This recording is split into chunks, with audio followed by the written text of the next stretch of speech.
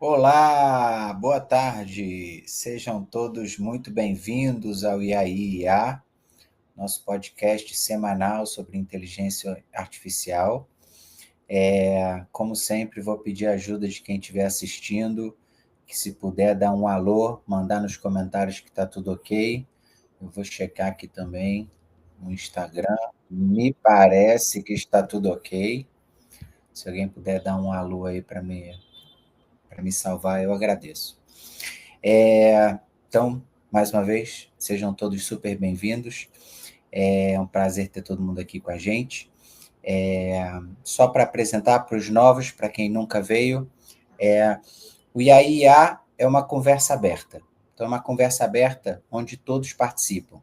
Então, a ideia é que a audiência não seja passiva, que a audiência seja ativa. Então, como que vocês interagem com a gente? Através dos comentários. Então, a ideia é que a gente vai tendo conversas. Deixa eu ver quem foi que falou aqui, já dando as boas-vindas aqui para o meu amigo. Quem é que eu só consigo ver no LinkedIn? Eu vou chutar que é o Davi Prata. Vamos ver se eu acertei. Vamos ver. Não consigo ver, vou acreditar que é o Davi Prata. Então, áudio e vídeo perfeitos, muito obrigado pela confirmação. Então, é só uma conversa aberta onde a audiência participa. Então, a ideia é que a gente vá trocando, vá trocando ideias aqui e que vocês que estão assistindo possam trazer com provocações, possam trazer com perguntas, ou seja, vocês possam entrar na conversa através dos comentários. Então, fiquem super convidados a participar nesse sentido, tá? O programa é menos sobre verdades absolutas e muito mais sobre inconclusões. Então, nesse sentido, quanto mais gente participando, mais rica fica a conversa. Então, eu queria usar até um texto que a minha convidada de hoje escreveu ontem no Instagram. Então, eu queria usar o texto dela, porque eu acho que o texto dela descreve muito bem o programa. Ela diz o seguinte: verdades absolutas aprisionam, convicções libertam. Convicções permitem coexistir em harmonia com o diverso, sem ter que provar nada para ninguém. Longe de discursos, é no silêncio que nasce a liberdade, contraposta à necessidade de afirmação, de autoafirmação. Convicção é segurança, verdade absoluta é fragilidade. Então, por um acaso do destino, ela escreveu isso ontem, acho que foi no Instagram, eu copiei para cá porque eu achei que fazia super sentido para esse nosso papo. Ela me foi apresentada pelo meu querido amigo Gabi Piumbato, um amigo que eu ganhei no LinkedIn, e ele, quando conversou com ela, ele falou assim: Adriano, você tem que conversar porque você vai adorar. Então, foi dito e feito, a gente bateu um papo no LinkedIn, a gente marcou uma conversa, e desde então já tivemos várias. Então, o nome dela é Flau Bone, para quem não conhece, e eu acho que o que eu adoro nela é justamente que ela é uma questionadora por natureza, ou seja, é uma questionadora e uma inconformista. Então, ela tem sede demais, né? E tem sede demais por entender o ser humano, por entender o comportamento. Então, eu acho que muito do match se deu por conta disso.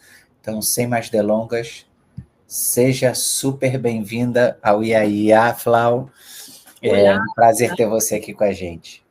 olá, Adriano, meu querido, obrigada pelo convite, obrigada por sempre trocar comigo num aspecto que só me engrandece, né? Agora, finalmente, nos conhecemos pessoalmente, recentemente, nos encontramos lá por acaso no aeroporto, foi uma delícia nosso encontro, como se a gente já se conhecesse há muito tempo. Realmente, eu acho que existe uma sinergia de interesse, de compreensão do ser humano e levar a importância dessa abordagem, dessa investigação por todos nós, né? Independente dos nossos objetivos, das nossas funções profissionais, que importante que a gente se engaje pessoalmente nisso. Então, obrigada pelo convite mais uma vez. E, um beijo para o Gabi, que nos apresentou. Maravilhoso, como sempre. Muito honrada. Boa. Vamos embora para o papo. E aí eu sempre começo essa conversa pedindo que o convidado se apresente, mas eu sempre peço que ele se apresente sem me falar o que ele faz. Eu tenho um interesse primeiro no ser humano. Quem é a Flau por trás da capa, né? Que você me contasse um pouquinho sobre esse lado, ou seja, quem é a pessoa de verdade. É um processo. A FLAU é um processo, uma inconclusão, né? Isso é o que eu sou essencialmente, né?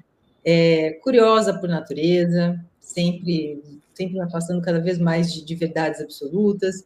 Então, assim, eu sou um processo, indefinido ainda, inexprimível ainda, estou tentando descobrir, sem a menor intenção de concluir esse projeto de vida, né? Então, essa é a FLAU antes de tudo que ela faz. E tudo que ela faz é consequência dessa essência, nem sei se a gente pode chamar de essência, mas desse processo que eu sou. Então, assim, resumidamente, é isso. É isso que eu acredito que eu seja.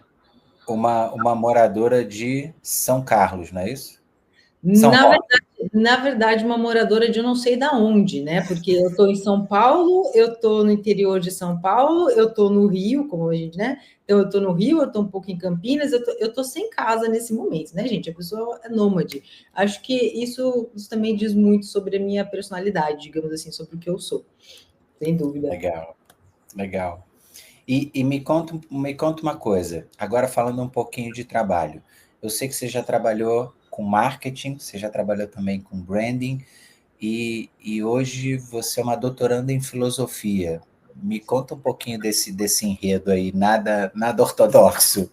Nada, né? Nada, é isso que eu falo. É justamente esse meu fascínio pelo ser humano sempre existiu, né?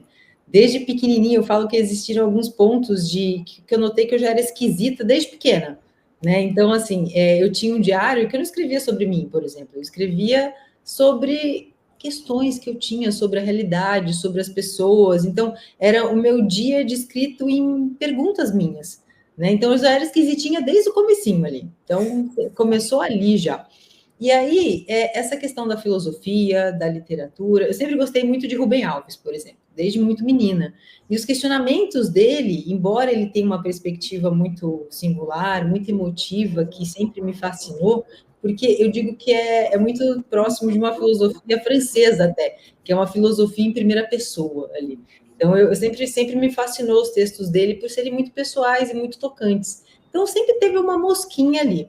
E aí eu fui deixando adormecida essa vontade lá. Um mestrado, a carreira acadêmica não era uma realidade que se colocava para mim, porque eu sou filha de pais muito simples, uma família muito simples. Então, assim, a vida acadêmica não era uma possibilidade, né? Então, assim, tem que fazer o que tem que ser feito. E tá tudo bem. E aprendi muito e fui muito feliz numa carreira que foi me levando para o marketing, né? Então, eu fiz relações internacionais, eu fiz marketing, aí eu me formei em comunicação social, me especializei em finanças, porque eu fui assumindo cargos de gestão, então eu tenho uma especialização em finanças também, e aí você vai galgando aquela carreira, né? Aí veio pandemia, e sempre a filosofia ali, sempre os livros, sempre os questionamentos, e eu resolvi estruturar isso um pouco mais. No marketing, eu já estava inserida um pouco mais no branding, né, que dá muito conta de entender o ser humano e criar as conexões propriamente ditas. E aí, quando a gente fala nesse sentido, muitos me questionam, então por que você não foi para psicologia? Então, é porque eu não estou querendo dar soluções, eu estou querendo fazer mais perguntas, né? Querer entender, estruturar mais os pensamentos, eu quero ir na essência, no anterior à psicologia ali para a gente fazer. Então, assim, na parte do marketing, o branding ainda é uma área que eu atuo, em certa medida, que eu gosto bastante quando a gente constrói. Hoje em dia eu só atuo em caráter consultivo, né? Antes eu estava numa área de gestão, e com a pandemia eu resolvi abandonar. Eu falei, gente, eu preciso de mais, né? E aí foi um pouco depois que eu comecei uma graduação de filosofia à distância ali, só para brincar, só para estruturar, sistematizar um conhecimento que eu gostaria de ter. E no meio dessa graduação eu apliquei para o mestrado, sem nem saber o que era um edital. Eu falei, o que é um edital? Eu não sabia o que era um edital. Tamanha minha ignorância, né? Eu falei, meu Deus, como que eu entro nesse treco? Aí achei um orientador, André Martins, que é maluco por ter me deixado levar adiante minhas propostas, né, de conexão com o mercado e academia. Aí apliquei para o mestrado, passei, recentemente defendi minha dissertação, ao mesmo tempo que decidi aplicar para o doutorado. Eu falei, eu quero continuar esse treco. Eu não tinha planos de continuar, né, porque afinal de contas eu não pretendo ter uma carreira acadêmica no sentido de restringir a universidade, mas o método acadêmico me dá uma profundidade de conhecimento que vai ao encontro dos meus interesses. Então, por isso que a minha intenção é continuar. E aí eu apliquei para o doutorado, terminei o mestrado, mestre ok, agora doutoranda. mas não pelo título, pelo simples fato de aprender mais, estruturar mais. Está sendo uma jornada maravilhosa. Então, assim, hoje eu atuo, né, com palestras, com aulas, tentando fazer essa conexão de vida prática, profissional, pessoal, tudo com a filosofia, porque a filosofia está em tudo. Né? Então, é muito interessante conectar esses dois mundos. Vai ser meu projeto de vida para o resto da vida, tenho certeza. Boa, boa. Eu vou ter que compartilhar uma história que você me contou, é, que é sobre o doutorado, né? O doutorado, num determinado momento, exigia que você escolhesse uma outra língua também, né? Sim, Me sim. conta um pouquinho dessa história. Eu já sei, mas eu acho que as pessoas vão achar curioso e mostra muito sobre quem você é, no final das contas. Então, assim, a minha trajetória inteira, como eu te disse, né, eu sempre fui drivada para, até o termo, tá vendo? De mercado, né? A gente sempre tem esse drive de eu tenho que fazer o que tem que ser feito. Então, assim, tem que fazer e acabou. Às vezes você não tem que ter um conhecimento prévio de algumas coisas. Quando é demandado, você dá um jeito. Foi assim na minha dissertação, foi assim tudo na minha vida. E para o doutorado também. Eu já estava com prazo aqui da minha dissertação, porque até o pessoal da banca que me qualificou disse assim: olha, você não vai conseguir. Eu falei: eu vou sim. E eu escrevi minha dissertação em 40 dias, mais ou menos. Claro que já tinha pilhas e pilhas de pesquisa que eu só precisava estruturar isso. Então, lógico, já tinha uma pesquisa feita, só a escrita que demorou, as 300 e poucas páginas que foi em 40 dias. Mas aí o que acontece? Nesse processo, eu resolvi aplicar para o doutorado. Falei, por que não? Só que para aplicar para um doutorado, você tem que fazer o projeto de pesquisa, né? Então você tem que ir lá um calhamacinho também explicando por que você merece a vaga que merece. E você precisa também estudar uma obra específica, que no meu caso é voltado à ética, né? Eu estudo, a minha linha de pesquisa é filosofia prática, ou seja, ética. Então eu tinha uma obra específica e você tem que escolher o segundo idioma. Para o mestrado na UFRJ você precisa de um, para o doutorado dois. E aí eu pensei assim, poxa, eu acho o francês maravilhoso, né? Por que não? Pergunta se eu falava francês. É claro que não, né? Isso foi em outubro, mais ou menos.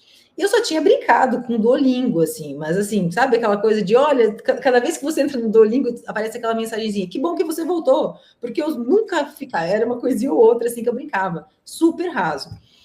Aí eu falei, ok, tudo bem. Aí preenchi lá francês, como se eu soubesse alguma coisa de francês que não se limitasse ao Duolingo.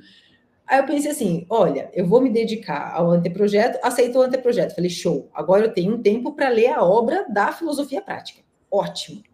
Por sorte era a mesma do mestrado, eu lembrava um pouquinho, mas ia ter que ler de novo. Li de novo, aí eu pensei, se eu passar na prova específica, aí eu me dedico um mês e meio, morro, para tentar fazer a prova de francês. Então, o que aconteceu? Eu fiz a prova específica, foi com uma nota legal, eu falei, passei, agora eu tenho um mês e meio para aprender a ler francês. Reprovei na primeira prova de francês, obviamente, porque eu não sabia, e em um mês eu dei um jeito, imergi, assim, até que eu dei uma sumida boa, imergi no francês para ler francês, pelo menos. Não falar especificamente, mas, e assim, não é um nível de francês tão básico, precisa ser um pouquinho mais, porque os textos filosóficos são truncados já em português, e eu lembro que na prova caiu Descartes ainda, foi uma coisa meio, eu fiquei com medo, mas deu tudo certo.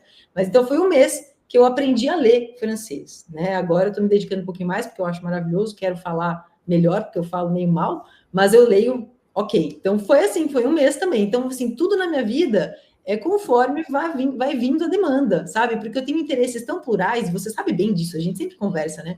É muito difícil para mim me restringir, às vezes, em determinados aspectos. Inclusive, na academia eu tenho esse problema, né? Porque, assim, eu tenho interesses tão plurais, me dá vontade de juntar tudo. Quando eu levei o meu projeto de doutorado e também de mestrado para os professores, para eles darem as opiniões, eles falaram, Flau, eu não sei como você vai conectar isso. Parece interessante, mas esse autor, com essa proposta, eu não entendo muito bem como é que você vai fazer isso. Boa sorte. E aí eu estou nesse boa sorte. Né? Então, assim, meus interesses são muito plurais. O que é bom por um lado, me encrenca em outros, mas essa encrenca, como a gente conversou agora, é uma escolha minha e eu gosto mesmo de estar encrencado. Então, é isso. Boa, boa, adorei a história, agora todo mundo sabe, não é mais segredo para ninguém. Aproveitar, eu vou dar as boas-vindas aqui, era o Davi Prata mesmo, ele sempre aparece aqui eu estou usando o StreamYard, ele aparece para mim como LinkedIn User, então eu nunca sei quem é, mas é sempre o Davi Prata. Então, seja super bem-vindo, Davi, seja bem-vindo, William, querido aí, Janaína Ramos também, com quem eu estou trocando bastante no LinkedIn. Então, sejam bem-vindos a contribuir para participar e contribuir com o papo, com perguntas, colocações, o que mais vocês pensarem. E aí, trazendo um pouquinho para o tema IA, eu sei que a tua tese de mestrado foi em torno de IA, ou tinha relação com IA. Me conta um pouquinho para a gente. Tá. Eu continuo, né, agora no doutorado, a intenção é continuar isso, e a minha dissertação foi...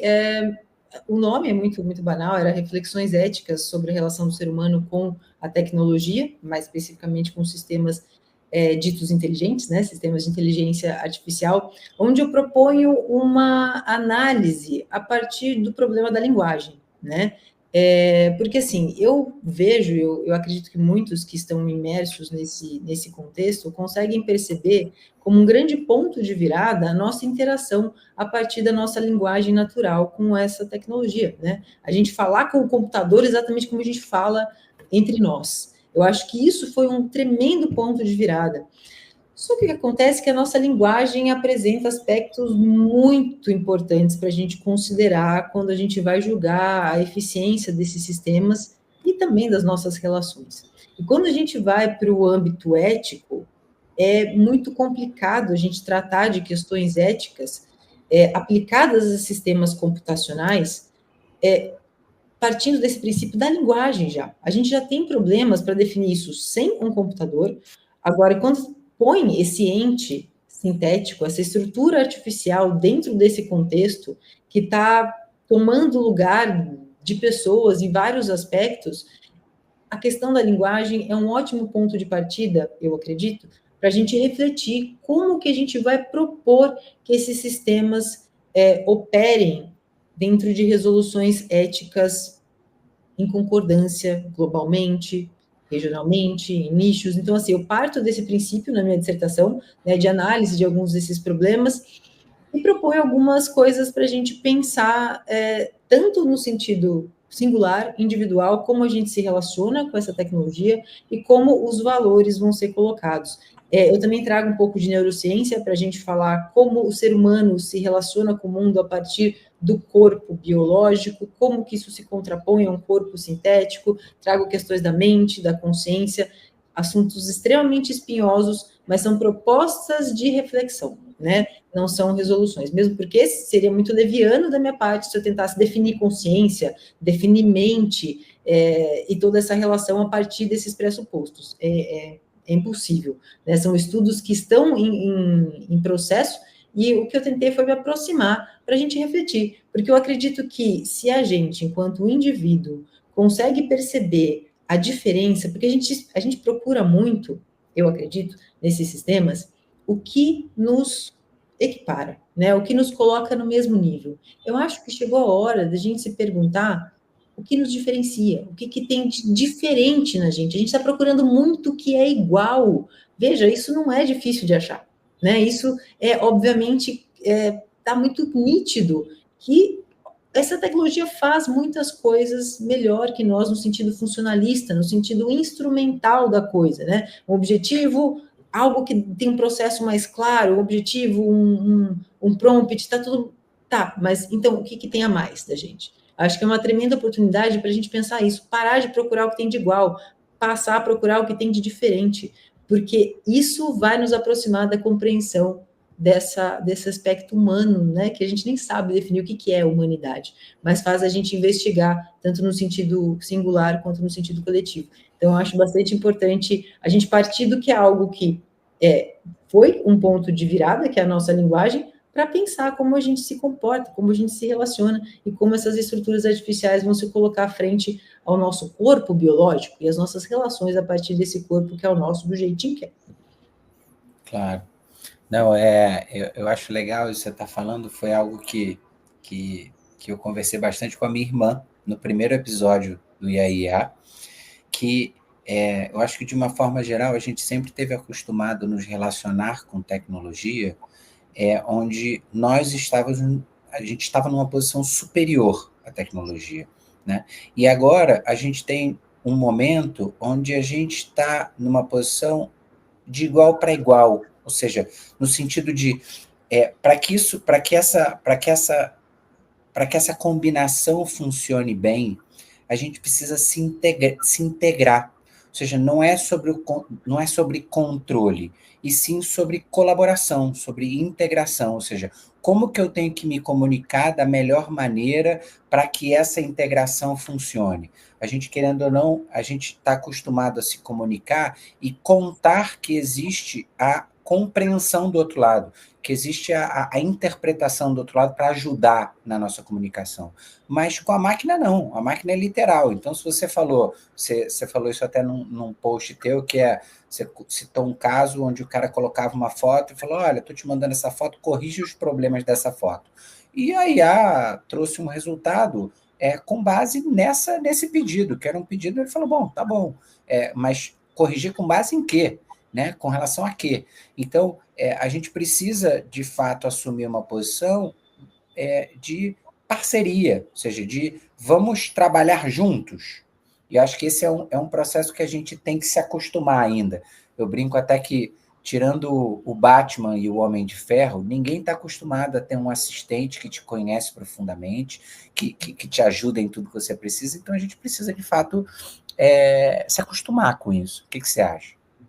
Eu acho que você foi certeiro, eu acho que é isso mesmo. E até nas minhas pesquisas eu tive contato com um professor brasileiro que está lá na Holanda, comandando um grupo de pesquisadores, de cientistas da computação e também de filósofos, né, o professor Giancarlo Guisardi, que também usei muitos trabalhos dele para minha dissertação. Tem um episódio com ele no Futuro Relativo, lá no canal do Futuro Relativo, onde esclarece muitas coisas importantes e que sustentam essa sua perspectiva, né? Eu acho que neste momento a gente está sendo demandado a olhar para os nossos aspectos muito humanos, dentre eles a nossa capacidade comunicacional, né? Como que a gente comunica as coisas.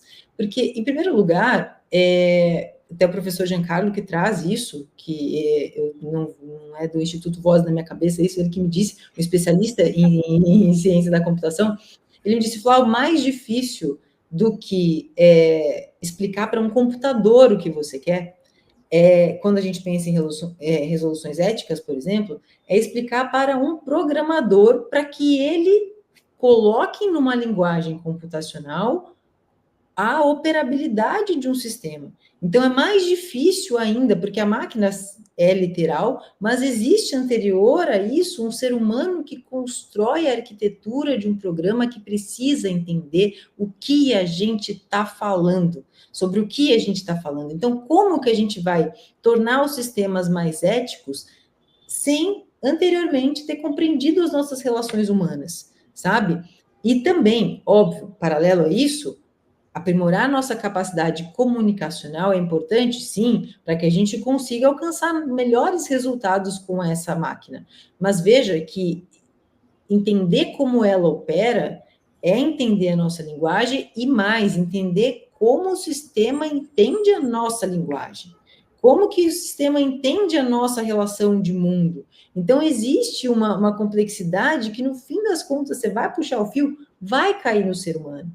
Vai cair em nós aprimorarmos as nossas relações, concordarmos sobre direitos e deveres, como é que a gente vai se relacionar com direitos autorais, como é que a gente vai resolver os problemas que já estão aí, né? A inteligência artificial, na verdade, e assim, né, inteligência artificial, é um nome muito genérico, muito complicado, existem campos nesse sentido, até a gente pode falar um pouquinho disso, desses campos, mas grosso modo, quando a gente fala de inteligência artificial, a gente fala de chat GPT, né? É o generativo ali, o que nos impressiona, porque chega a gente atribui uma certa criatividade, alguma coisa ali, pela simples associação complexa de campos semânticos distintos. Então, isso acaba fazendo com que a gente veja um certo grau de criatividade quando a gente considera o caráter de ineditismo, de ser irrepetível, e não é só isso, né? Tem algo anterior a isso. Então, assim, mais do que nos comunicar bem, que é fundamental, eu acho que tanto é que nos meus treinamentos a gente aborda muito isso. Eu vejo que as pessoas precisam entender conceitos essenciais de verdade, por exemplo, as pessoas se perdem um pouco em relação a isso, o que é verdade, o que é mentira, o que é erro, são coisas distintas, que se a gente não souber comunicar, não souber o que esperar quando a gente tem um resultado de um sistema que é tão bem estruturado, a gente vai realmente atribuir a ele uma inteligência que não existe ali, né? E assim, o que a gente está falando quando está falando de inteligência? Sabe, o que a gente está comparando nisso? Esse caso que você mencionou, dessa pessoa que eu vi, era uma fala pública, né, inclusive, e ele colocou esse prompt desse jeito, pegue a minha foto de perfil e corrija. Ok, mas vamos pensar o seguinte, corrigir pressupõe um comparativo. Corrigir, como você disse, em relação a quê? Existe uma correção, existe uma comparação necessária para que ajustes sejam feitos para aprimorar, talvez, não sei. Mas assim, e quando você diz isso, deixa essa lacuna para que o sistema preencha de acordo com os dados com os quais ele foi abastecido. E isso, obviamente, reforça os vieses, reforça um histórico de dados que só dá conta do que já foi feito, dá conta de passado. Então, quando você deixa essas lacunas, você faz com que o sistema dê as respostas de acordo com os vieses históricos, com os dados históricos que são colocados ali dentro. Isso quer dizer que aí você pega isso, coloca na rede. Você está reforçando os vieses. Percebe? Como é importante a gente restringir os nossos pedidos para que o que é produzido e colocado online, num lugar onde todo mundo tem voz, não colabore para reforçar esses vieses. É importante que a gente tenha esse senso crítico, a construção, e eu estava falando com um cientista da computação também, ali, ele era um programador, então, olha aí o programador, o problema do programador, um gênio para escrever códigos, mas tinha um gap de compreensão do que é ser humano. O que é correção à linguagem humana? Ótimo em linguagem algorítmica. E a linguagem humana? Se a gente não entender, esses prompts vão ser absurdos. E aí, outra questão, até, eu tô me alongando aqui, me corta aqui, hein? Porque não, o papo é nosso, Flávio, fica à vontade. Vou contando aqui, vou contando um monte de coisa. Essa mesma pessoa, nessa fala, disse assim, olha a alucinação da inteligência artificial. Não entrando no mérito da complicação de se referir aos resultados como alucinação, ele definiu a alucinação a partir de um exemplo que ele pediu para o chat GPT contar a história de Romeu e Julieta, inicialmente com 20 palavras. Ok, deu um resultado bacana lá. E ele foi restringindo, e ele disse, agora em 2 palavras. O chat GPT disse, amor mata. Aí, a pessoa que estava falando disse assim, agora quem vê isso vai dizer que o amor mata. Gente, isso é perigosíssimo, porque, de fato, na história de Romeu e Julieta, amor mata, naquele sentido. Sim. Muitas discussões, a gente está falando de amor. O que é amor, sabe? É uma questão filosoficamente em suspenso. A gente está discutindo isso.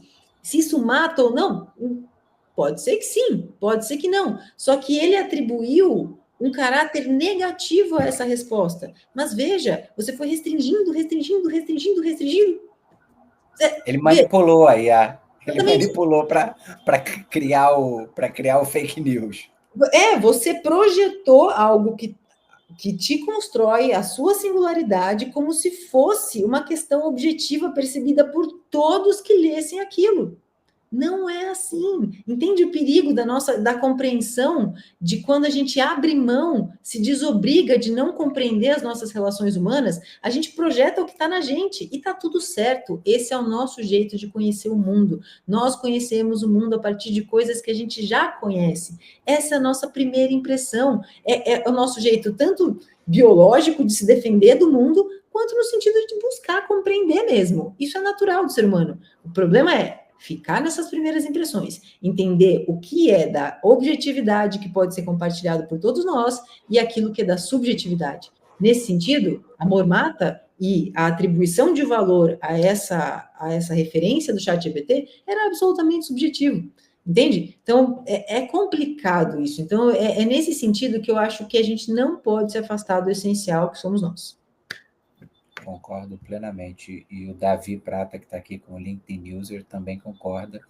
Isso que a Flávia falou de ser difícil explicar para um programador, o que sequer às vezes é a parte mais difícil. E conhecendo programadores, eu concordo muito. É a mais pura verdade. Aproveitar das boas-vindas para minha amiga Sinara Bastos, que está aqui com a gente. Robert Guerra, Sinara colocou aqui um ponto também, deixa eu trazer. Outro dia, em uma aula, alguns alunos confundiram algumas vezes a IA com IE, inteligência emocional. Me corrija se eu estiver errado. Isso. Eles iam dizer que inteligência emocional e disseram inteligência artificial. Achei interessante. Afinal, a gente precisa de muita humanidade e inteligência emocional para construir uma boa IA. Eu tô contigo e não abro, Sinara. O que você acha, Flávio? Sabe o que é complicado? É justamente essa questão da palavra, né? A gente precisa entender que esse nome é absolutamente marqueteiro, né? Absolutamente marqueteiro. E tá tudo bem, a gente sabe como o mercado funciona. Cabe a gente se afastar um pouquinho para a gente entender do que a gente está falando. É igual quando a gente está no pé de uma montanha, se a gente fica ali no pé, a gente acha que não tem, que é só aquilo. Se a gente se afasta, a gente vê que é uma montanha, né? Então tem muito para se ver. Então, quando a gente fala de inteligência, a gente pode usar uma definição, por exemplo, proposta por Antônio Damasio, né, um neurocientista que, inclusive, trabalha com essa questão da neurociência das emoções e tudo mais. Para ele, a inteligência está em um ser unicelular. O que é essa inteligência? São processos que visam a sobrevida, são processos automáticos, não conscientes. A inteligência dá o caráter funcional desse processo, ou seja, ele acontece visando um determinado objetivo. Então, nesse sentido, uma bactéria é inteligente, porque ela opera automaticamente para garantir a sua vida. Então, o sistema, nesse sentido, pode ser considerado inteligente? Olha, talvez sim, né? Talvez sim, porque ele opera de forma funcional para nos entregar determinadas coisas. Inteligência emocional, a gente opera no sentido das emoções, tenta torná-las racionais, tenta tornar alguns aspectos conscientes que a gente tem automaticamente para tentar viver melhor em sociedade, enquanto subjetividade também. Então, eu acredito que é muito importante a gente entender, principalmente, como funcionam as nossas emoções. Isso também, Antônio Damasio também fala na minha dissertação. Emoções são coisas que são inseparáveis da racionalidade humana. Se a gente, essa coisa de, você tem que deixar as emoções de lado. Olha, então você está deixando de lado o que primeiro é essencial para conhecer. Porque muitas vezes a gente sabe que sabe, mas não sabe o que sabe. Sabe quando você, tô conversando contigo aqui. Eu falo, Adriana, lembra aquele troço lá? Sabe aquele negócio lá? Aí você fala, aquele dia, aquele troço, você fala, eu não sei falar. Aí você fala, putz, sei, aquele negócio, nossa, também não lembro, mas eu sei do que você está falando. Você entende? Não existe uma definição, algo encadeado logicamente. Quem disse que o saber é só estritamente lógico? Sabe? A minha avó, que faleceu com 102 anos, sabia de coisas que ela não fazia ideia do porquê ela sabia. Fala para ela explicar, ela, não, menina, põe a planta aqui e acabou. Dava certo, entendeu? Dava certo, por quê? Ela não faz a menor ideia. Não existia um encadeamento lógico para chegar em determinado resultado. Quando a gente olha para uma máquina, há um encadeamento lógico. E o problema é encadear logicamente um saber que está subjacente ao aspecto da humanidade. Aí que está, que o nosso amigo ele falou, Davi Prata, né? Isso. Davi Prata, ele disse que é difícil mesmo para o programador, porque você tem que explicar esse caráter subjacente que a gente ainda está tentando desvendar. Então, assim, até que ponto a gente vai desvendar esse caráter para as nossas resoluções com esses sistemas? Até que ponto a gente pode levar adiante que não vai ter muito problema? Mas já a palavra assusta, inteligência assusta. Mas vamos tentar entender do que a gente está falando quando está falando de inteligência? E aí a gente vai poder preencher essas lacunas para a nossa humanidade, eu acredito. E eu acho que é super, enfim, a gente é bombardeado pela mídia com esse termo, e quando você vai ver as pessoas que quebram a barreira de experimentar, no geral, esse experimento inicial, ele se limita a provar que não é inteligente. Então, você faz um uso raso para mostrar, tá vendo? Ó, meu pai, por exemplo, que é um grande pesquisador físico, etc. e tal, quando eu comecei a falar para ele de inteligência artificial, ele falou, mas eu fiz umas perguntas lá para ela e ela falou umas barbaridades, então isso não serve para nada. Eu falei, mas espera aí, esquece o termo inteligência artificial e pensa que aquilo tem propriedades muito bacanas, mas você tem que ir lá e você tem que mexer com elas para você descobrir. Eu acho que está faltando um pouco isso, que é sair um pouco do hype do que a mídia te bombardeia, né? E entrar um pouco para entender, tá bom, esse cara aqui se propõe a ser meu assistente e ele pode me ajudar em muitas frentes. Pois bem, deixa eu brincar um pouco com ele, né? Brincar de forma livre, como as crianças fariam, na realidade. As crianças fariam um uso muito melhor da inteligência artificial do que nós adultos fazemos, porque a gente já sai julgando de entrada. Então, brincar um pouco por ele, para entender em que ele me ajuda, em que ele não me ajuda, onde que eu tenho que ter cuidado, onde que eu não tenho que ter cuidado. Então, acho que tem um pouco isso, que é o efeito do hype, né? De tá todo mundo bombardeado, não, vamos ser substituídos, robôs vermelhos vão acabar com a humanidade, e fica todo mundo morrendo de medo. E não dá para brincar com o medo. Ninguém brinca morrendo de medo. Né? As pessoas têm que estar num estado de relaxamento para poder brincar, descobrir e se colocar numa posição de aprendiz. De falar assim, eu não sei sobre isso, então eu tenho que cutucar por várias fontes, né, por várias pontas diferentes, para entender, para descobrir, enfim, etc. e tal. O que você acha, Flávio? Pensa, eu acho que essa questão do medo que você trouxe, primeiro de tudo, é uma emoção. A gente tem e pronto e acabou. Negar o medo é o pior caminho que a gente pode tomar para avançar com as nossas decisões e as nossas atitudes. Frente a esses sistemas, pensa que à medida que a gente tem medo e permite que esse medo faça com que a gente coloque um caráter negativo no nosso olhar para esses sistemas, a gente vai tender a se afastar, a gente vai tender a, sei lá, todo tipo de hostilidade que a gente possa, inclusive, se juntar para fomentar, para não quero resistir a isso.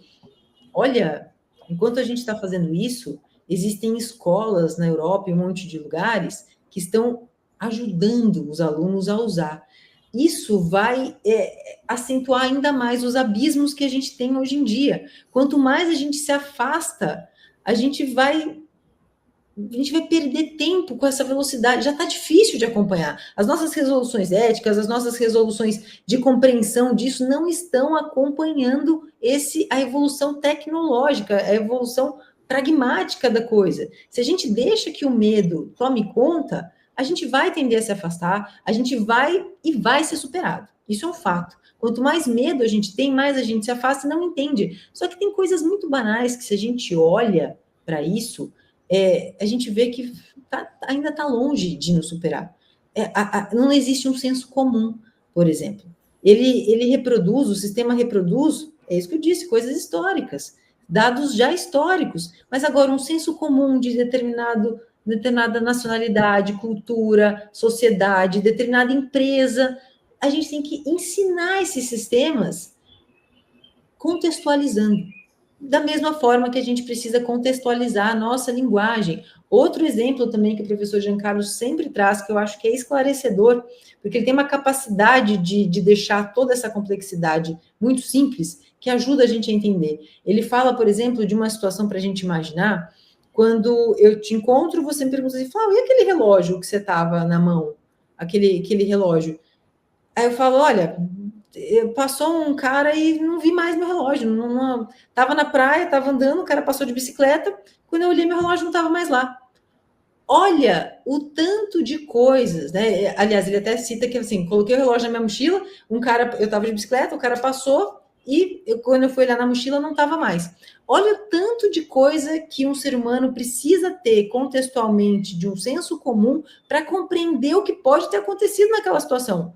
Você tem que entender, primeiro, que o relógio tinha um certo valor, porque senão você de repente não colocaria na mochila ou não estaria nem perguntando, ó, chamou a atenção o relógio. Então, ele tem um valor. Você precisa saber que eu coloquei na minha mochila e que dentro da minha mochila eu tentei proteger, porque ele tem valor. Então, alguém que tinha um interesse bateu, percebe? Bateu, pegou lá de dentro. Então, não estar mais na mochila quer dizer que ele teve uma atitude de um roubo. O que é um roubo para uma máquina só com um trombão? Você entende? Existem muitas coisas que o sistema não entende. A gente precisa entender todo um aspecto contextual. E se a gente quiser construir um sistema mais ético, que trabalhe em favor do ser humano, a gente precisa entender, inclusive, o nosso medo, inclusive como isso opera nocivamente para que a gente se abstenha de explorar, né? De explorar dessa forma, porque a gente, dessa maneira, a gente não se obriga a melhorar nossa capacidade de comunicação, os nossos relacionamentos, tudo isso fica de lado por um medo. Então, assim, entender que a gente não pode negar o nosso medo, nós sentimos medo e está tudo bem, só que a gente precisa superar. Como a gente deveria superar todas as nossas primeiras impressões, como a gente estava conversando das tatuagens, são primeiras impressões. A pobreza está em a gente se restringir a primeiras impressões, não saber que existe um engano dos sentidos e das sensações para que a gente deve superar para conseguir lidar com aspectos tão pragmáticos, eu acho. Boa, boa. O William está trazendo um ponto aqui também. Flau, as novas tecnologias exigem relacionamento para que seja possível haver profundidade nos resultados. Essas relações precisam ser ensinadas, aprendidas nas escolas, cursos superiores, na academia em geral, na vida como um todo. Perdemos um pouco ou muito da nossa capacidade de nos relacionar com pessoas reais. Seremos capazes de nos relacionar bem com uma máquina? Isso nos reconectará com a nossa humanidade? Uau, quanta coisa legal aqui, né? Olha só, eu vi um uso de... Vou começar por aqui, que eu vi um uso de inteligência artificial que eu achei muito bacana. Eu não vou lembrar, eu até posso disponibilizar depois do estudo, mas eu preciso achar ele aqui. A inteligência artificial sendo usada, olha que uso incrível, por especialistas, psiquiatras, com pessoas que tinham dificuldade de se relacionar. Elas, né, têm algum transtorno mental que as fez ir para o isolamento, e para ressocializar essas pessoas, estavam usando os chats generativos para que ela desenvolva novamente as habilidades sociais, né? E nesse sentido, eu acredito que sim, a gente está, e não são só as pessoas que têm transtornos mentais, né? A gente tá numa sociedade que a gente, primeiro, eu acho que existe uma cultura da identidade, né? Poxa, eu preciso falar o que eu preciso falar um troço. Eu não tenho nada para falar, eu não sei de nada sobre esse assunto. Em vez de eu simplesmente dizer eu não sei, se abre e vamos perguntar, eu tenho que falar um troço, eu preciso e pior, imediatamente. Parece que se você fala assim, olha, eu não tenho nada para dizer ainda, pode ser que eu tenha depois, me dá um tempo, é quase que é uma ofensa, você não tem personalidade, você... Galera, calma, calma. Qual é essa urgência nas nossas relações? Sabe? Eu acho que compreender que nós não somos máquinas dá conta de entender que a gente tem lacunas de conhecimento e que isso é lindo. E que o poder do não sei é algo que pode nos engrandecer de uma forma gigantesca, sabe? Então eu acredito que nossas relações partem eu acho que melhorar as nossas relações, em certa medida, primeiro, é entender que nós, por mais que compartilhemos características de corpo, de cognição, em certa medida existem estudos que ajudam sim clarear algumas questões importantes, né? Tanto que tratamentos de transtornos mentais e outros tantos nos ajudam a nossa sobrevida, a vida. Existe um aspecto singular, na filosofia a gente chama de fenomenológico, que é o problema difícil da consciência, né? Que a gente chama, que Chalmers chama lá. É um problema difícil. Existe uma subjetividade que me coloca num lugar que eu nunca vou ver o mundo pelos seus olhos. Nunca. Por mais que eu nasça com você, seja um gêmeo, esqueci o nome lá, do mesmo útero. Eu sempre esqueço os nomes das coisas. Univitelino. Univitelino. Eu sou péssima com esses nomes, mas é isso aí. Os gêmeos, assim, nós nascemos juntos, somos tudo igual. Mas eu não consigo ter a mesma experiência que você. Tem, inclusive, aquele experimento de pensamento do quarto de Mary, né? Não sei se você já ouviu falar. Que é isso. Eu vou contar aqui brevemente. Diz assim, uma cientista genial viveu a vida inteira num quarto preto e branco, né? Naquele quarto preto e branco. E ela estudou tudo sobre o vermelho. tudo, ela sabia tudo, a incidência dos fótons, da luz, como as gradações de vermelho, todas as questões estatísticas dos tons de vermelho, ela nunca tinha visto o vermelho, ela viveu num quarto preto e branco. Em determinado momento, fazendo a história curta, longa, mais curta aqui, em determinado momento ela sai do quarto e vê uma rosa vermelha. A questão é, ela aprendeu alguma coisa quando ela viu essa rosa ou não? Eu acredito que sim. Eu acredito que a experiência singular é algo que a gente precisa entender que faz parte de ser o que somos. E se a gente pensar dessa forma, a gente vai parar de nos relacionar como não concordo, já de cara, com simples te entendo, mas olha, mesmo assim, eu acho assado. Existem verdades que são relativas. Existem valores que não precisam ser compartilhados. Algumas resoluções precisaremos compartilhar. Quais são essas? Isso que a gente tem que discutir. Mas a gente tem que entender que grande parte dos nossos relacionamentos também se dão em âmbitos onde não faz a menor diferença o que você faz da tua vida. Para mim, nenhuma. O que você faz dentro das quatro paredes da tua casa é um problema seu, sabe? Se você deixa o teu cachorro dormir na tua cama e eu não, o problema é meu. Ué, você entende? São coisas que não são passíveis de colocar para discussão coletiva.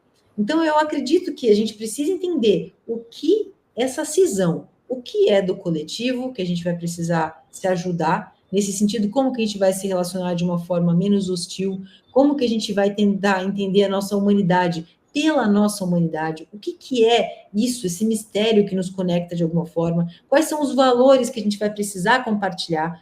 Esses valores são coletivos. Os individuais também são verdades, sabe? Existem verdades, mas são verdades suficientes para eu dirigir a minha vida.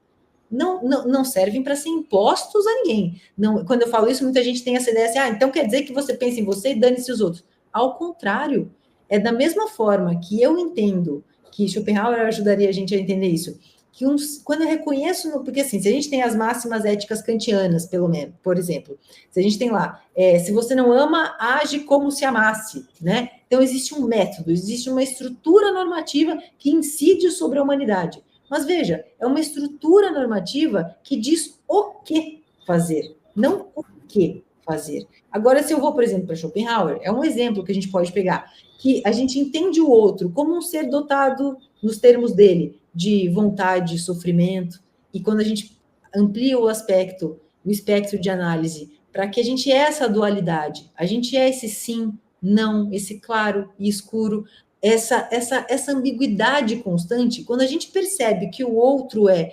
igualzinho a mim, eu não consigo dizer só o que eu preciso resolucionar, né, resolver.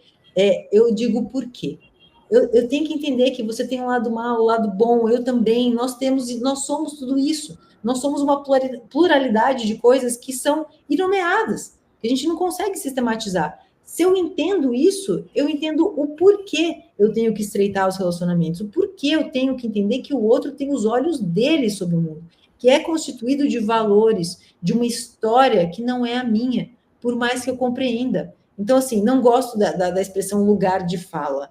Eu acho que todo mundo tem uma experiência que deve ser compartilhada, deve ser discutida, e essa palavra é muito ruim, né? Porque discutida já dá noção de embate. Eu acho que é explorada, investigada na coletividade. Então, eu acho que entender essa cisão do que é do particular, do que é do coletivo, e até que ponto somos iguais, e que a nossa singularidade é o que pode construir coisas tão maravilhosas, tão criativas, tão diferentes, é o que vai não delimitar o nosso lugar, vai ampliar o nosso lugar, mas vai, a partir dessa falta de contrastes tão distintos do que sou eu, do que não sou eu, do que é você, o que não, entender que existe ali uma coisa mais nebulosa, linhas mais tênues, faz com que a gente melhore esses relacionamentos, eu acredito.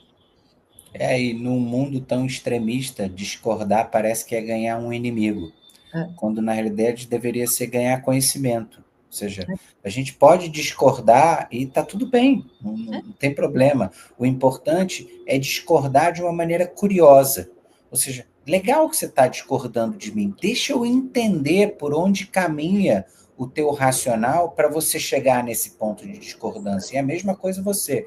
Então, quando a gente faz isso, no final das contas, a gente engrandece, né? A gente nunca fica menor, né? Eu acho que tem muito a ver, inclusive, com o papo que a gente propõe aqui, que é um papo onde, cara, que a gente possa discordar, que as pessoas que estão assistindo de casa possam discordar, possam trazer colocações para que a Maria Clara Lopes, que participou com a gente do primeiro papo que a gente teve lá na Plural, ela falava isso, que são conversas onde cada um chega com um pãozinho e saem da conversa cada um com 2 pãezinhos, porque no final das contas se criou conhecimento ali em conjunto e eventualmente a partir de pontos de discordância. Deixa eu trazer um comentário aqui do Davi Prata, do querido aqui. Será que a nossa dificuldade em definir o que é humanidade não é apenas porque acreditamos que é algo muito maior do que realmente é? E dessa forma ficamos confusos ao ver máquinas frias com simples software demonstrando uma capacidade similar à nossa. Olha, eu acho realmente que me falaram nesse sentido no Instagram esses tempos aí, até me mandaram essa pergunta: você acha que a humanidade não tem mais jeito? Não sei o quê.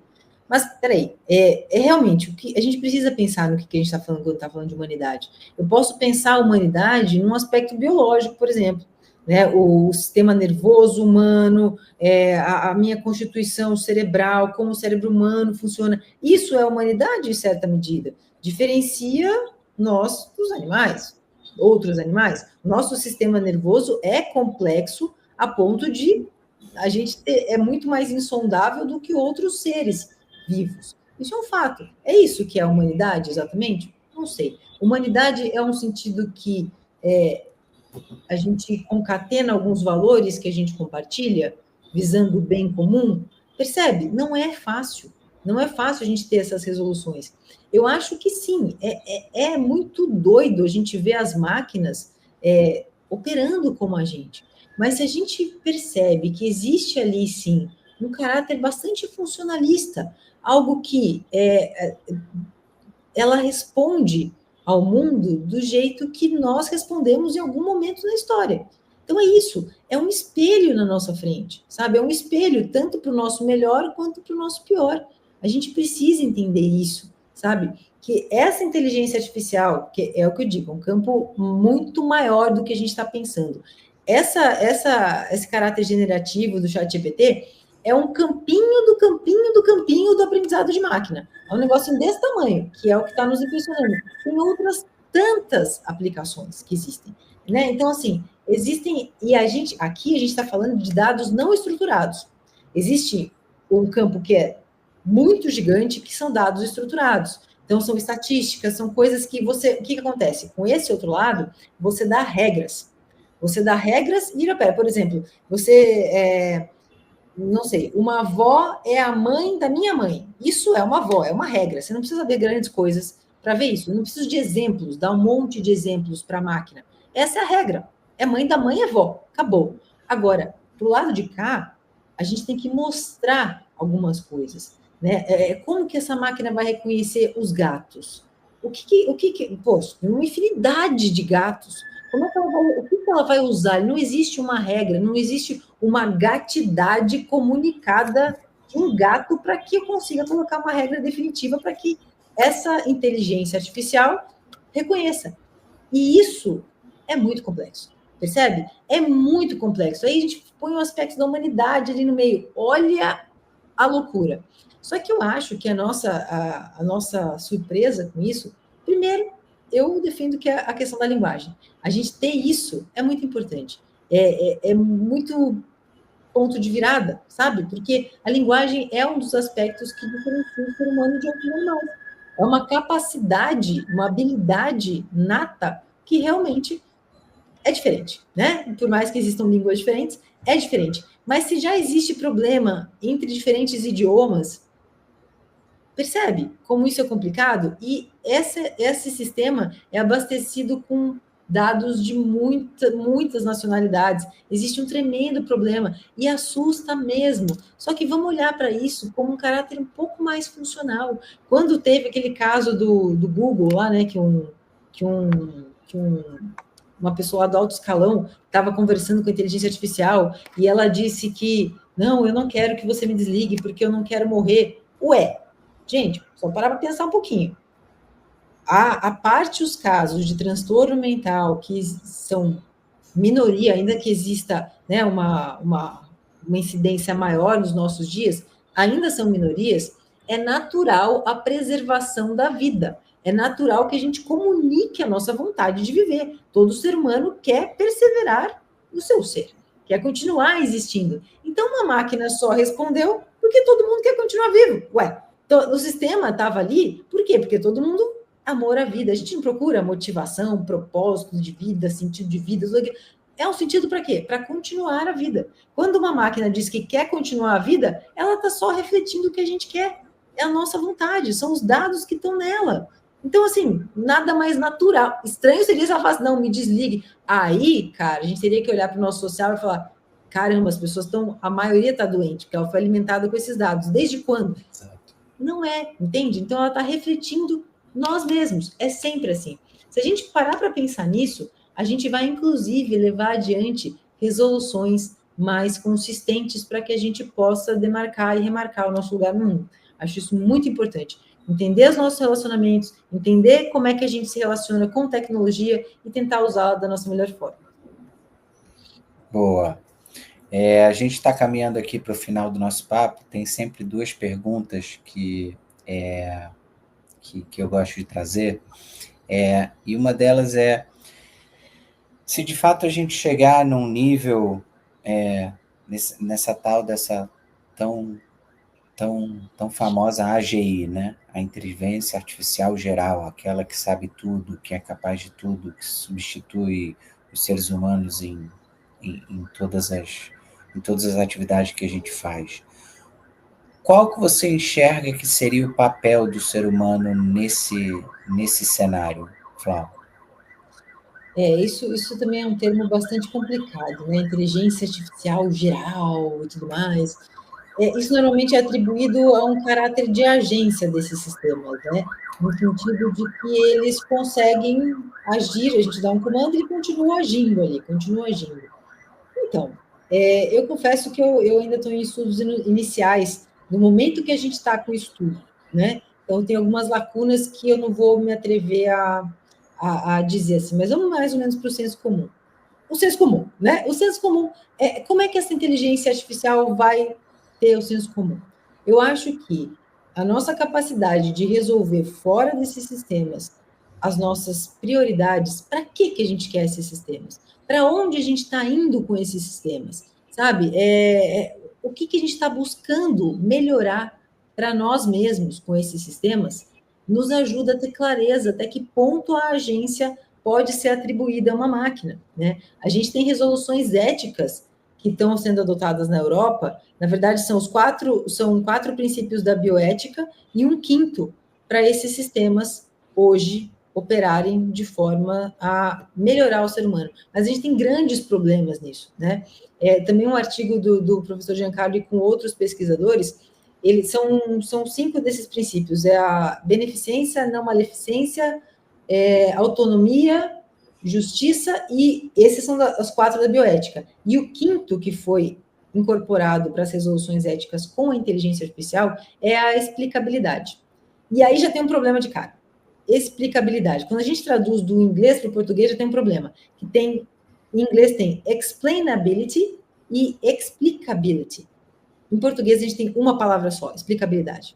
E a explainability, é a capacidade que um sistema tem que ter de mostrar o processo que ele fez para chegar em determinado resultado. Isso é uma. E a explicability é explicar conceitualmente o mundo ao qual ele está se referindo. Entende o tamanho do problema disso? Eu preciso conceituar o mundo, e para eu conceituar o mundo, eu tenho que entender a relação de tudo com tudo. A relação de dependência, de inferência, de causalidade. Então, são muitas coisas que a gente precisa pensar. Nesse artigo, eles atribuem valores ali aos nós, enfim, é uma coisa mais técnica, eu não vou entrar tanto aqui, mas eles trabalham num sistema de valoração das frases, de toda a operação, e eles conseguem chegar ali numa resolução provisória, mas suficiente, da autonomia, não maleficência e beneficência. Chegou na justiça, a gente já encrencou. A gente tem um problema com isso fora, né? A gente tem um problema fora. Sim. Então, essas lacunas são as que a gente precisa preencher para atribuir agência a esses sistemas. O grande problema é esse, na verdade, é a gente entender, por exemplo, o que é justiça dentro de um país e não em outro, visto que estamos falando de um sistema globalizante, no sentido que tende a, né, trazer o mundo todo para um mesmo lugar. Então, como é que a gente vai lidar com conceitos tão importantes, a exemplo da justiça, dentro de uma cultura que é totalmente divergente da outra? Uma cultura que tem aspectos muito laicos, outros não, outros que são mais de estruturas normativas com base na religiosidade, isso é errado? Como é que a gente vai dizer que é errado? Talvez não se encaixe na nossa sociedade. Então, acho que o maior problema está exatamente aí. E aí a gente volta na importância das relações, de entender a diferença do outro enquanto singularidade e enquanto unidade. Unidade não dá conta só do singular. Uma unidade de um país, de um estado, de uma cidade, de uma empresa. Então, assim, quando esses sistemas tiverem cada vez mais um grau de autonomia, de agência, que a gente chama, independente de nós continuarmos assistindo-os, é que a gente precisa pensar em como comunicar os nossos interesses para isso, levando em consideração que não só as grandes companhias precisam atribuir valores a determinadas coisas, né? Existe uma pluralidade de países subdesenvolvidos, países que essa tecnologia está muito, muito dissonante dos mais desenvolvidos. Como é que a gente vai lidar com isso? A coisa é um pouco mais complicada. Então, eu acho que é sempre a gente pensar isso. O ser humano, antes, tentar entender, antes de tentar entender, brinca com o sistema computacional, mas nunca deixa de olhar para a gente. Nunca. Boa, adorei. E uma coisa legal, eu vi há um tempo atrás, que esses sistemas são treinados numa quantidade estúpida de dados, né? E eles fizeram uma comparação sobre a quantidade de dados que uma criança de 4 anos de idade foi treinada por viver o mundo, né? Considerando que a gente está aprendendo com o que a gente vê, com o que a gente ouve, com o que a gente toca, com a rosa vermelha lá do quarto de Mary que você falou. Então, eles falam, cara, uma criança com 4 anos de idade, ela foi treinada numa quantidade 10 vezes maior do que o modelo mais treinado hoje de IA. Ou seja, teria um apagão no mundo para conseguir treinar um modelo, para a gente conseguir conceituar os diferentes mundos que existem na nossa realidade. Sim, na neurociência a gente tem estudos mostrando isso, que o cérebro de uma criança é extremamente mais eficiente energeticamente do que qualquer sistema mais desenvolvido que a gente tem hoje. Exato. Inclusive, tem alguns experimentos que, assim, uma barreira óbvia é a questão energética, né? Isso para desenvolver os sistemas. E estão tentando já fazer sistemas híbridos, sistemas sintéticos com células cerebrais, orgânicas, vivas. Então, já existe esses mini cérebros, digamos assim, né? Um termos mais, só para a gente entender, são mini cérebros acoplados a estruturas artificiais para tentar melhorar a eficiência energética. E, cara, tá muito longe de processar a quantidade de dados que uma criança realmente produz. Então, assim, cara, é uma interação com o mundo que tem tudo para a gente aprimorar o nosso conhecimento, para a gente ir muito além. A gente não pode ter medo. E se a gente tiver medo, aí a humanidade está em risco, sabe? Porque a gente vai se limitar a ser apequenado cada vez mais, sendo que a gente pode ir mais. Então, vamos pensar nesse sentido. É irrefreável, não mostra sinais de desaceleração, então é melhor a gente aprender a se relacionar. Exato. Bom, a pergunta saideira aqui é: imaginando que esse sistema existisse, você como uma curiosa incontrolável, esse sistema que entende tudo, que conhece tudo, o que você perguntaria para ele? Nossa, gente, eu não sei. Primeiro eu ia pedir para ele fazer uma comidinha para mim, porque eu sou péssima para cozinhar. Eu falo, se você sabe mesmo, me prova. Eu ia fazer uma comidinha para mim. Eu acho que eu não ia perguntar nada, assim, no começo. Primeiro, eu ia fazer operacional. Eu queria um robô com esse trem. Porque aí, todas essas coisas chatas que eu detesto fazer, ia ser para ele, faz uma comidinha, se ficar bom, depois eu vejo se vale a pena perder tempo com você. Boa, boa. Eu acho que nesse sentido, eu acho que é bacana a gente perguntar se você já teve, lógico que você já, mas quem teve essa oportunidade de fazer um brainstorm com o ChatGPT é muito legal, é muito bacana. Só que ele dá umas viajadas. Esses dias eu perguntei para ele o uso do porquê. Ele usou errado e ainda deu uma explicação maravilhosa naquilo. Eu falei, cara, mas olha, ChatGPT, você percebe que você usou o porquê errado aqui, né? Ah, sim, desculpe. Você entende? Então, assim, galera, calma. São coisas tão banais. E quando chegar esse sistema super inteligente, se a gente não tiver medo, a gente já vai ter superado também, eu acredito. Então, vamos ficar relaxado. Boa, muita coisa para a gente. E foco na comidinha da Flau. Por então, favor, se o ChatGPT estiver ouvindo essa nossa conversa, foca na comidinha da Flau. Está aberta a minha aba aqui de ChatGPT? Eu espero que sim, porque... Boa, ele vai estar ouvindo. Boa. Flau, quero te agradecer muitíssimo pelo papo, foi incrível, como eu tinha certeza que ia ser. Quero agradecer também a todo mundo de casa que participou, que trouxe vários inputs aqui para a nossa conversa, foi ótimo. Para quem não segue essa fera no LinkedIn, no Instagram, siga. Ela eu até absorvi o termo das inconclusões que vem dela. Né? Eu sempre falo sobre as inconclusões e esse termo veio da Flau. Né? Então, tanto as inconclusões como ela termina os vídeos dela sempre com um ou não, né? Para deixar um espaço aberto para a gente continuar pensando junto.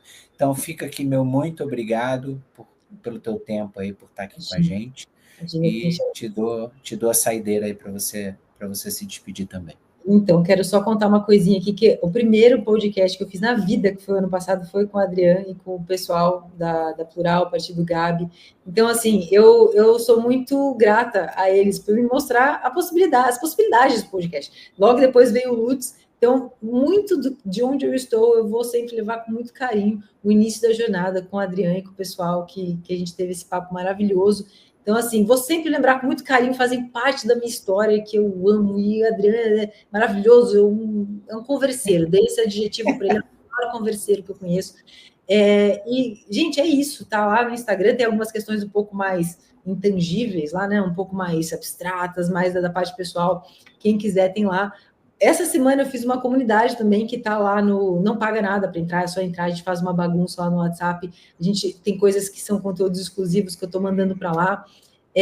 No LinkedIn tem as coisas um pouco mais profissionais. Então, assim, quem quiser me contatar por algum motivo, tem algumas palestras que a gente pode conversar, cursos. Agora vai ter um na SPM no dia 20 e poucos de maio, que a gente vai tratar desse assunto de inovação, tecnologia, com curadoria da Ednei Souza, um grande nome também do aspecto de inovação no mundo dos negócios. Então, a curadoria do curso da SPM é dele.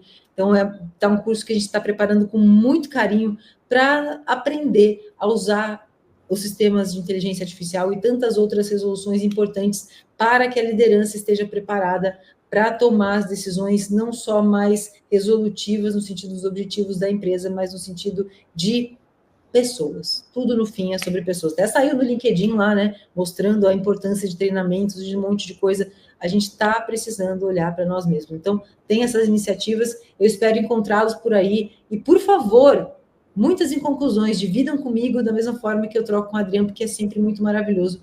Muito obrigada por tudo, gente. Obrigada pelo convite e por ter feito parte da minha historiazinha, que não é nada ainda, mas é uma delícia lembrar desde o comecinho ali. Obrigada, vou ser eternamente grata, viu?